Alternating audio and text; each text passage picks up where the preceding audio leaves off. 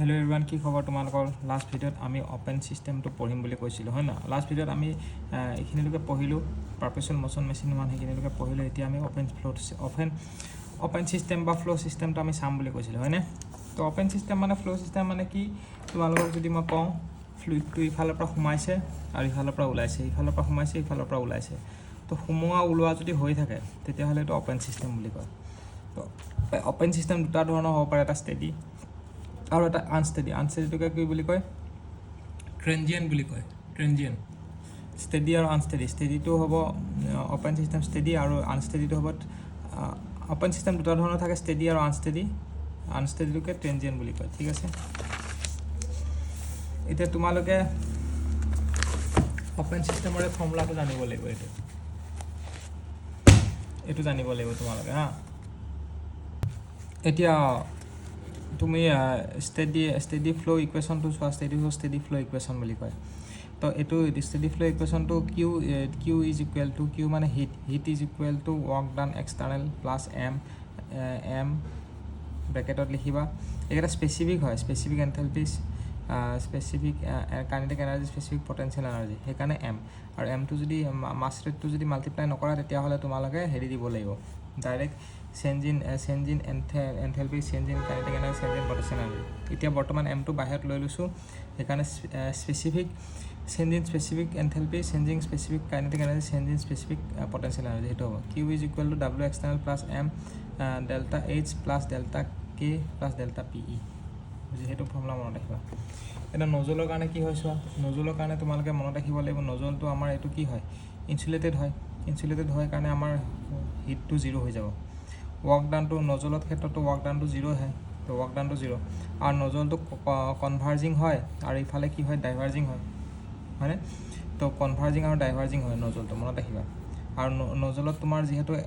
এটা লাইনতে আছে, হয় নাই? তো এইটো পটেঞ্চিয়েল এনাৰ্জি জিৰ' হৈ যাব। তো থাকি যাব কি? এনথেলপি আৰু কাইনেটিক এনাৰ্জি, এনথেলপি আৰু কাইনেটিক এনাৰ্জিটো থাকি যাব। তাৰপিছত if it is a device which is use to increase the velocity on the, এইটো ডিভাইচে কি কৰে? ভেলচিটিটো হেৰি কৰে, ইনক্ৰিজ কৰে on the expansion of enthalpy drop. Enthalpy drop হ'লে ভেলচিটিটো ইনক্ৰিজ কৰে, হয়নে? চ' তোমালোকক মই ইকুৱেশ্যনকেইটা লিখি দিওঁ, তেতিয়াহ'লে তোমালোকৰ বস্তুটো বেছি ক্লিয়াৰ হ'ব। মুখেদি কৈ যোৱাতকৈ লিখি গ'লে বেছি ভাল ক্লিয়াৰ হ'ব, হয়নে? তো আমি প্ৰথম নজলৰ কাৰণে চাওঁ।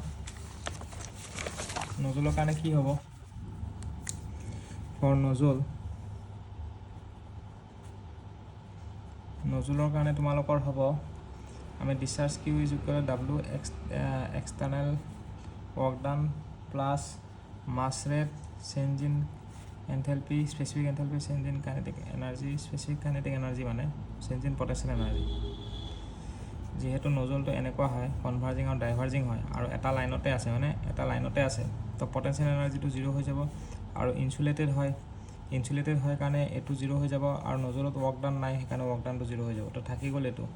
তো zero' is equal to mass rate delta H plus delta K E, এই থাকি গ'ল। আৰু এইটো হ'ব হাফ, এমটোতো বাহিৰতে লৈ লৈছোঁ, V2 square minus V1 square হ'ব,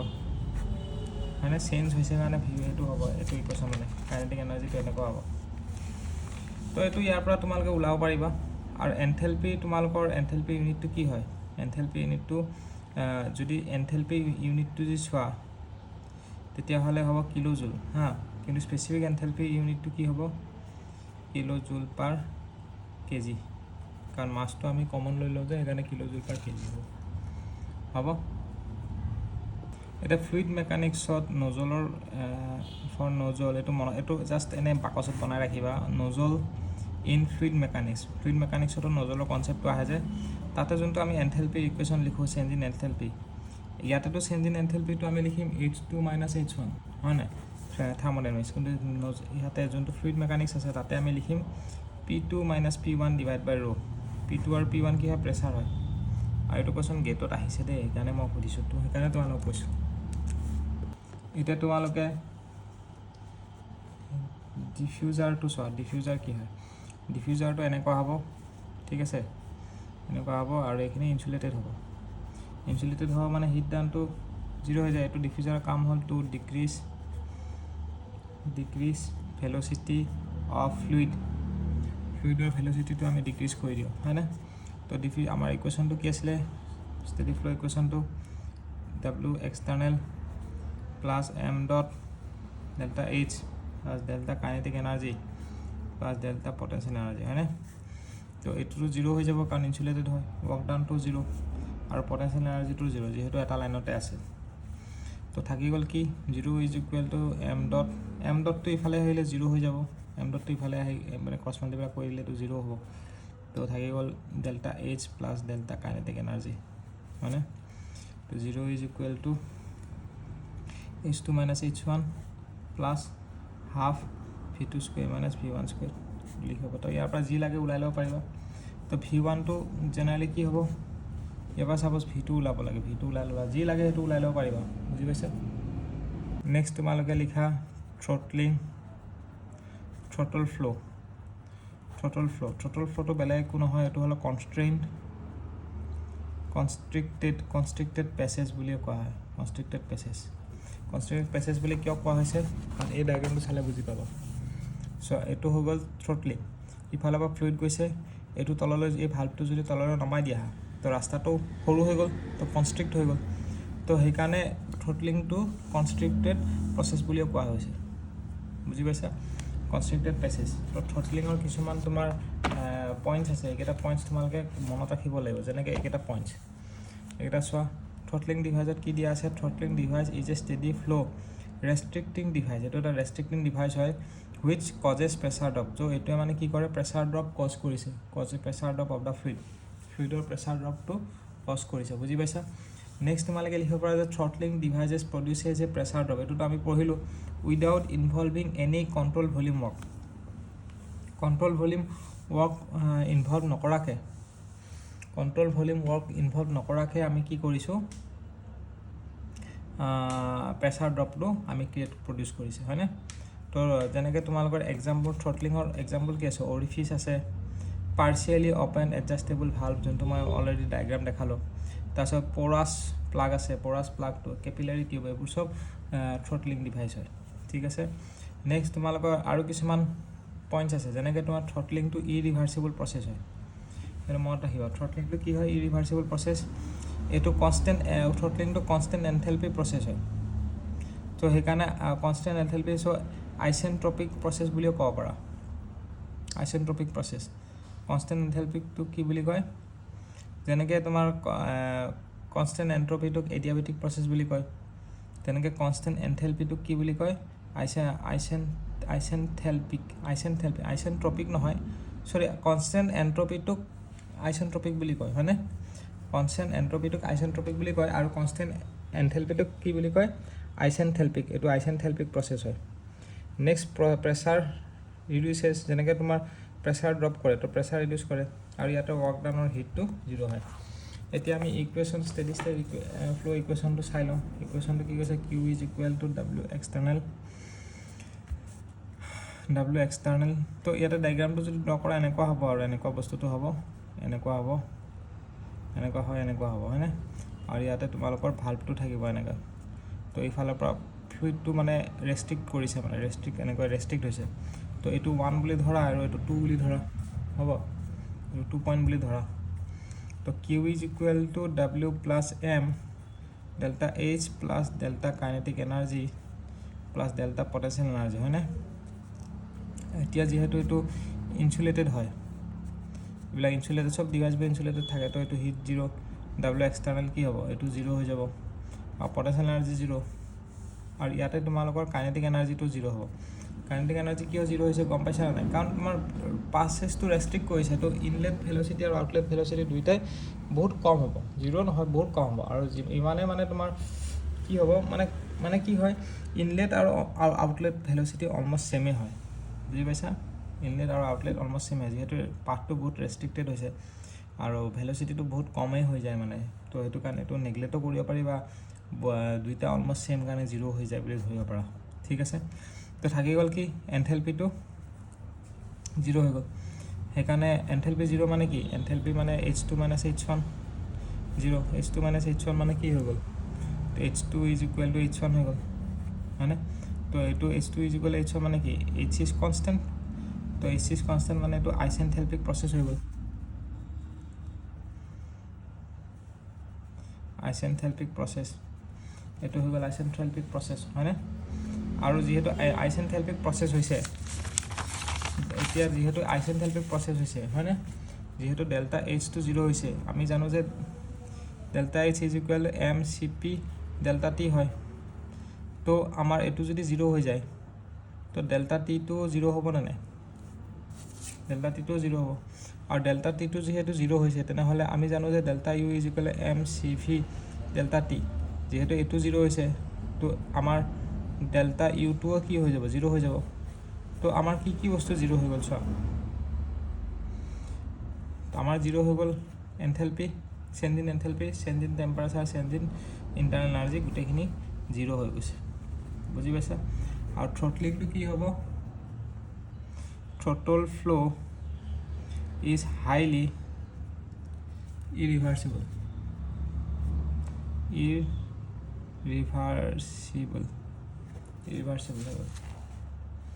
next আমি টাৰবাইন তো চাওঁ টাৰবাইন তো কি হয় চাই লোৱা তোমালোকে টাৰবাইন তো এনেকুৱা হ'ব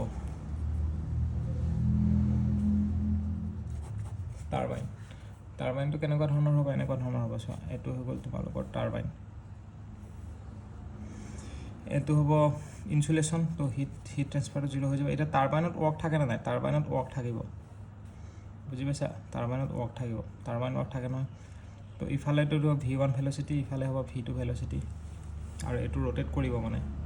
ৰোটেট কৰিব তো টাৰবাইন ৱৰ্কটো আমি পাম আৰু ইয়াৰ পৰা আমি ৱৰ্ক ডান বাই টাৰবাইনটো পাম হয়নে আৰু হিটটো 0 হৈ যাব কাৰণ ইনসুলেটেড হয় তো আমি যদি ইকুৱেশ্যনটো লিখো q is equal to w plus m delta h plus delta kinetic energy plus delta potential energy এটো যদি ইকুৱেশ্যন লিখো তো ৱৰ্ক ডান এটোটো 0 হৈ যাব ৱৰ্ক ডানটো কি লিখিব লাগিব ৱৰ্ক ডান বা টাৰবাইন লিখিব লাগিব হয়নে তাৰপিছত তোমালোকে এটো থাকি যাব কাইনেটিক এনাৰ্জিটো 0 হ'ব কিয় 0 হ'ব গম পাইছা না কাৰণ সোমাওতে তোমালোকৰ ইয়াতে ষ্ট্ৰাইক কৰিব ইয়াতে ষ্ট্ৰাইক কৰোতে ভেলোচিটিটো কমি যাব তাৰপিছত উলাউটো তোমালোকৰ ভেলোচিটিটো কম ভেলোচিটি পাব তো অলমোষ্ট নেগলিজিবল ভেলোচিটি বা ক'ব পৰা দুইটাই কেনসেল যাব v2 square minus v1 square দুইটা কেনসেল যাব তেনেকেও ভাবিব পাৰা সেইকাৰণে এটো 0 হৈ যাব জাস্ট লাইক থ্ৰটলিং তাৰপিছত পটেনশিয়েল এনাৰ্জিটো 0 হ'বই তো আমাৰ থাকি গ'ল কি 0 is equal two wt plus m delta h থাকি গ'ল তো ইয়াৰ পৰা ৱৰ্ক ডান বাই টাৰবাইনটো আমি ওলাব পাৰিম work done by turbine m delta h1 minus h2 এটো ৱৰ্ক ডান বাই টাৰবাইন তেনেকৈ ওলাব পাৰিম কম্প্ৰেছৰটো তেনেকুৱা কম্প্ৰেছৰটো এনেকুৱা হ'ব কম্প্ৰেছৰটো হ'ব এনেকুৱা ধৰণৰ চাই লোৱা কম্প্ৰেছৰটো হ'ব এনেকুৱা কম্প্ৰেছৰ ঠিক আছে এবাৰ এনেকৈ সোমাব এনেকৈ ওলাব কম্প্ৰেছ কৰি পেলাই সোমাইছে মানে গম পাইছা আৰু এটো ইনসুলেটেড হয় তো এটো 0 হৈ যাব তো q is equal to w plus m delta h plus delta kinetic energy plus delta potential energy তাৰপিছত এটো হৈ গ'ল তোমাৰ 0 এটো ৱৰ্ক ডান বাই কম্প্ৰেছৰ হ'ব প্লাছ m এইবিলাক 0 হৈ যাব আগৰ নিচিনাকৈ m ডেল্টা h তো ইয়াৰ পৰা একে w compressor is equal two m h1 minus h2 ইয়াতে ডিফাৰেন্সটো এটোৱে যে কি ইয়াতে h1 টো ডাঙৰ হ'ব আৰু h2 টো সৰু হ'ব এটোৰ কেছত আৰু এটোৰ কেছত কি হ'ব h2 টো ডাঙৰ হ'ব h1 টো সৰু হ'ব সেইকাৰণে আমি ৱৰ্ক ডান বাই কম্প্ৰেছৰটো আমি ভ্যালুটো নেগেটিভত পাম এটোৰ কথা ক্লিয়াৰ হৈছে এটা তোমালোকে সেন্ট্ৰিফিউগেল পাম্পটো চোৱা সেন্ট্ৰিফিউগেল পাম্পটো কেনেকুৱা ধৰণৰ হয় সেন্ট্ৰিফিউগেল পাম্পটো এনেকুৱা ধৰণৰ হয়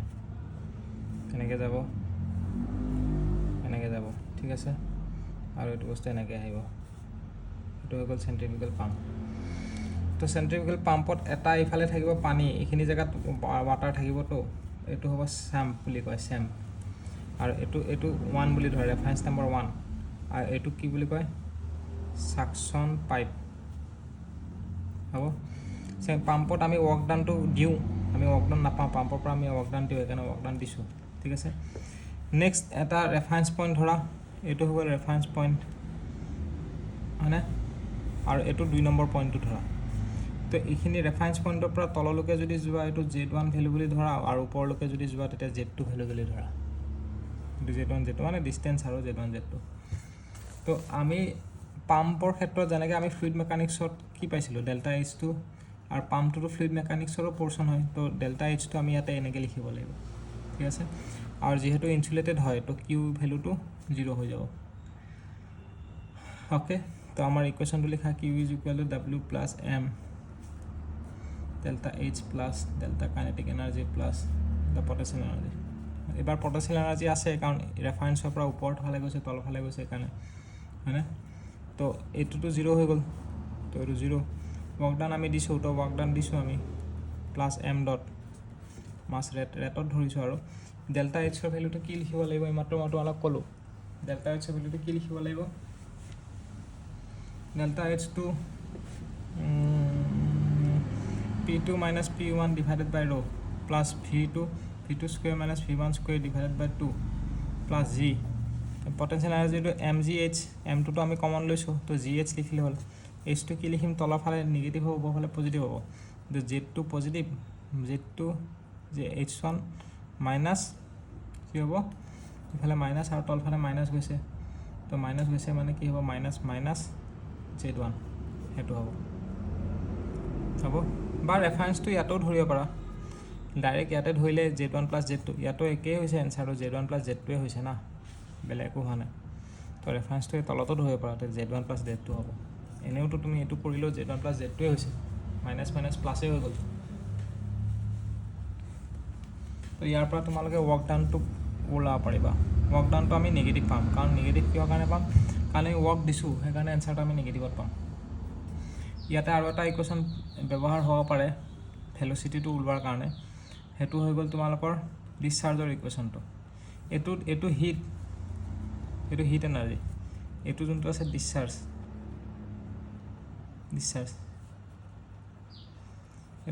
হ'ব তো Q = A1 V1 = A2 V2 বুজি পাইছা A মানে কি হ'ব A1 মানে π/4 d1 স্কয়াৰ